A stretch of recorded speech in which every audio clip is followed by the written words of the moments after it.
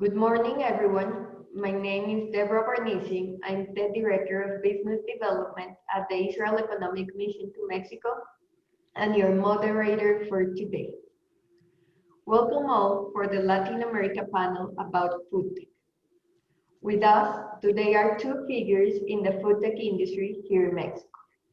Daniela Talamantes, Head of Innovation Scouting of Grupo Bimbo, and Hector Shibata, Director of Investments of AC Ventures.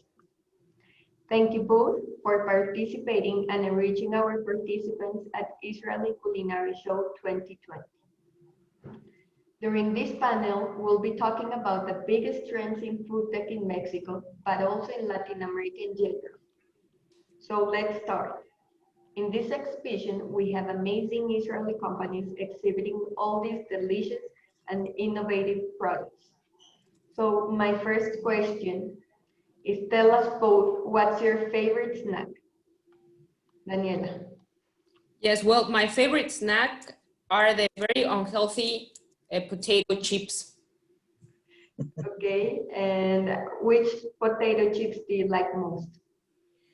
Oh, well, obviously the ones from Barcel. Of course. And you, Hector? Yeah, I mean, I do like, potato chip as well, but I prefer bars. That's kind of my favorite snack. Okay, so mine is chips and chocolate.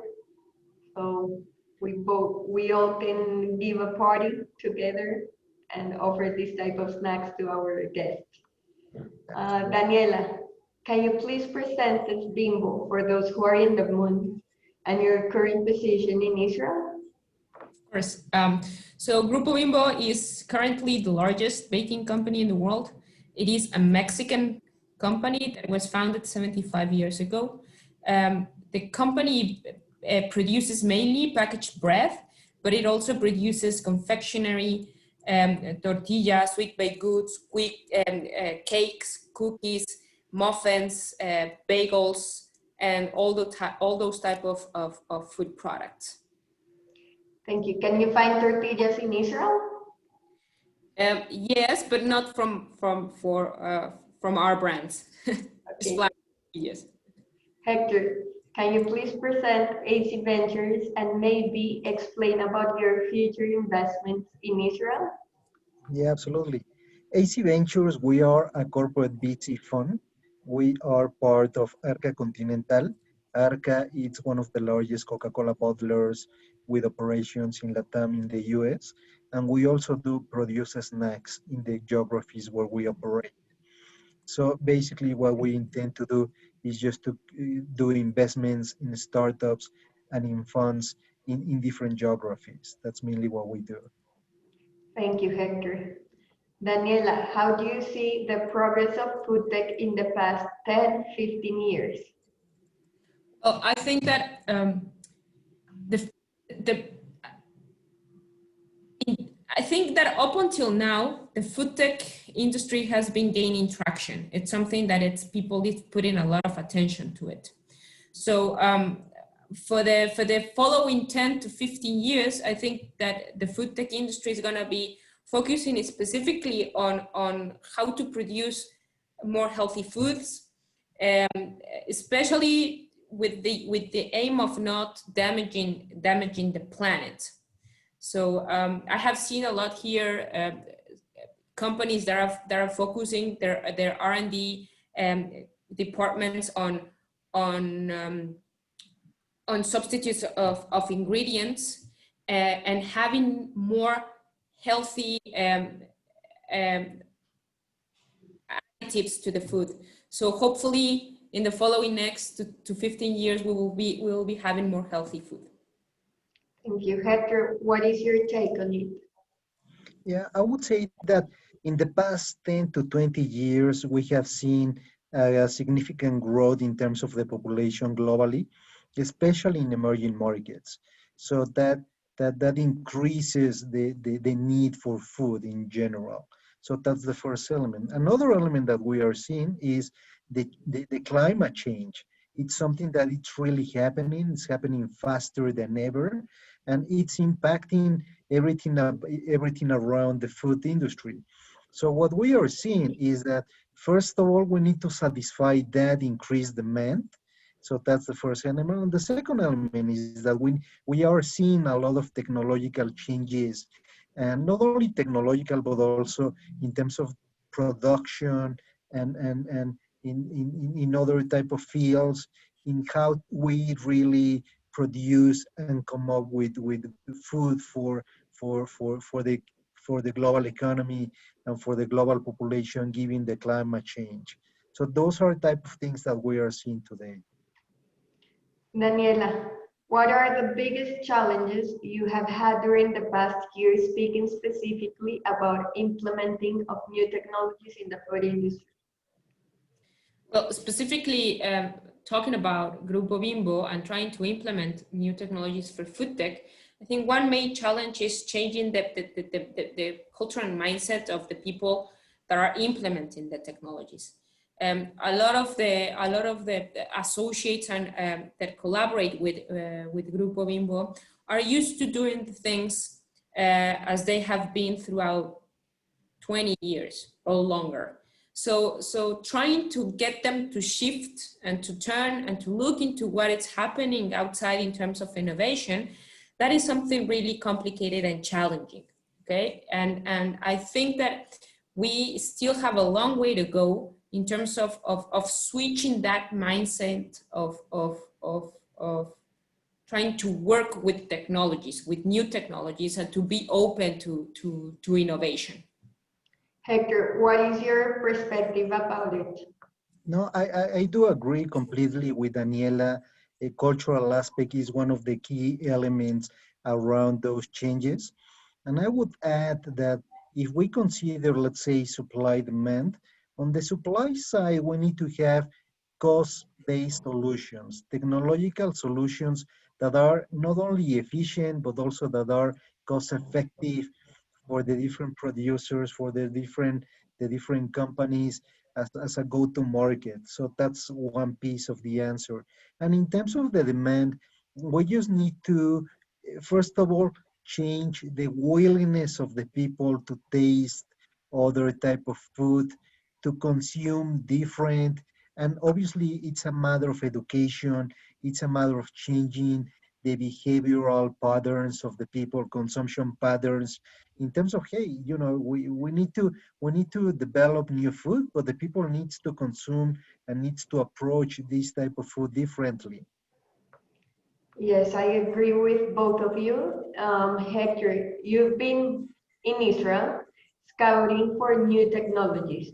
So, what do you think about how Israeli technology can help Latin American companies? Yes, first of all, we are surprised about the development in Israel in terms of the BC ecosystem. First of all, there are many participants. You have everyone is involved, BC funds, accelerators, universities, the government. Second, there's a huge investment in the ecosystem, not only from these participants, but also from corporates from around the globe. That's another key element. And obviously, there are a lot of entrepreneurs in Israel. And entrepreneurship comes from not only the universities, but also from technological areas that comes up from the army and other departments. So we are surprised about that. And I do believe that we can use these type of entrepreneurships in Latin America and in emerging markets in order to come up with better technologies, more efficient, cost efficient, and targeting the type of people that we really would like to target. And another key aspect it's about the culture. And when we were speaking with VC funds and other participants in the ecosystem, we just need to adjust. So one adjustment, and it's very, very simple. We just had, for instance, conversations on Sundays, because we do understand that obviously the week starts on Sunday in Israel compared to, for instance, in our case in Mexico. So we just adjusted and start having conversations with people on Sunday. So, and that's a very, very, very silly example, but something that we need to do. So, how is working on Sundays? Because It Sundays was, here in Mexico normally are with the family, right? So yeah, how I is working know. on Sundays? I know, I know. I mean, we didn't work the whole Sunday because of time differences, but we do work a solid, like 6 hours in the morning, speaking with VC funds in Israel and other people.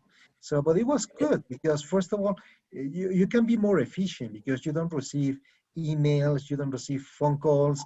So I would say that I would argue that you should try working from time to time on Sunday. You could be more efficient. Thank you, Hector. Daniela, what is your view about it? I agree with Hector. I think that mainly the main difference would be the adjusting of the cultures, but helping. I think the Israeli innovation ecosystem is something that the Latam countries do not know, and they do not know what is really happening here. And I think that if they would only understand the way how this ecosystem works, then it would be so much easier for the companies in Latam to have access to innovation. Okay, and I think that the all the countries from Mexico downwards, they think that there is just one way of doing things, and be open to this innovation ecosystem, to what is happening here. It would just make them see another different perspective of how to do things. Yeah, that's our like the hard part of our job, convincing Latin American companies to focus in Israel.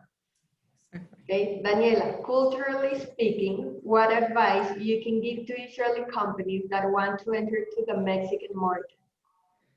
Well, I think that Hector just recently told that they're trying to get to know the culture, but if an Israeli would like to work with a company from Latin America, they would need to be very patient. Yeah, I think patience is the key factor to work with Latin American Yeah, companies. exactly. The ahorita meaning to be understood very well. So Yeah. yes, I agree with you. Hector, for you, it's vice versa. What advice you can give to Mexican companies that want to scout for new technologies in Israel? Yes, so I would say it's a matter of different things. The first thing I agree with Daniela, it's a matter of culture because at the end, it's not about the technology, but it's all about the people. You need to get to know the ecosystem. That's the first element. You need to understand who are the different participants. Just have conversations with multiple organizations, VC funds, accelerator, the government, universities, so you can identify who's who in the market. So that's very relevant. And don't move fast. I mean, don't fear missing out opportunities or missing out the market. It's gonna take you time just to understand the market, just to understand the cultural aspect, and just to be ready for doing investments in Israel, either in startups, in VC funds, or buying technology. But it's just a matter of patience as well, because otherwise, I mean, it's going to be better just go slowly and understand what's going on in the market and who's who. Yes, exactly. So Daniela, when you first arrived to Israel, and Hector, when you went to Israel, what's like the main difference that caught your attention as soon as you arrived? Culturally speaking, because I have been living here since February, and I think that one of the main things that it's really shocked me is how little patience there is. Mhm. They want things to get things quick and be agile and not wait. And I think that's one of the adjustments that I had to make. And Hector, what about you when you went to Israel? Yeah, for me, it was all about the people. I mean, we have great time speaking with people, understanding their goals, understanding their motivations, and obviously getting to know the technology. So, because at the end, the people are fantastic in Israel. They are very open, they are very transparent, they are very direct. And Mhm. that's something that you don't have in many emerging markets. And we need to learn from that type of people, that type of culture. So that's one hand. And the other hand, what surprised me is that technology, it's all over the place in any industry you can imagine. So you speak about, let's say, for instance, fintech and cybersecurity, there is technology. You speak about logistics, you speak about dark kitchens or anything, let's say food, and there's technology all over the place. So that's amazing that you can implement, first of all, that you have a lot of technological areas and technological developments, and that you can apply all of that technology in many industries. Thank you. And my last question for our panel is, if we would gather in Israeli culinary show in 2040, what do you think would have changed in the food and beverage sector? Daniela, if you want to start. Yes, I think we are in the process of evolving the industry. And I think that in 2040, we will be seeing a lot of 3D printed food. I think that would be one of the main things. And Hector, Yeah, I mean, it's tough to realize what's going to happen in the next 20 years, but I would say that the consumption pattern, the consumption behavior, it's going to change. That's something that we just need to realize. And obviously, food is going to change in the next 20 years. And that's the first one item. And the second item is that the way that we deliver food and the way that we produce, first of all, we produce and deliver food to individuals is going to be different in the next 20 years. And the delivery comes embedded the packaging of the food. And that's going to change completely in the next 20 years. So I would say those are areas for, in order to discover in the next 20 years. And we'll see what happens in the next 20 years. It's going to be challenging and it's going to be rewarding. Exactly. thank you. I think it was a very interesting panel. Thank you again for you both for being here. And well, let's enjoy the show. I invite you to look at the Israeli companies that are participating in the exhibition. And we'll see you soon. Thank you. Thank you, Laura.